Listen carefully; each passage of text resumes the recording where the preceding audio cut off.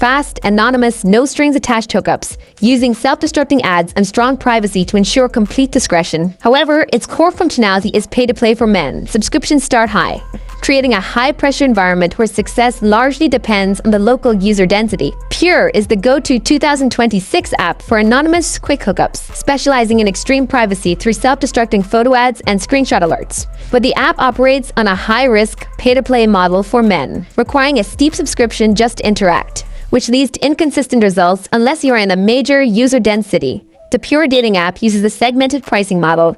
Women typically get basic access for free, while men must pay for full access.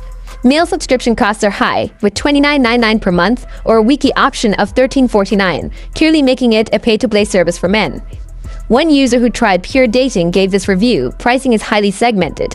Women get basic access free, but men face a mandatory costly subscription, $29.99 a month for full access, clearly marking the app as pay-to-play. Pure delivers fast, anonymous hookups successfully with strong privacy features like self-destructing chats, but the mandatory $29.99 monthly cost for men makes it an expensive, high-pressure gamble best suited for areas with a dense user base.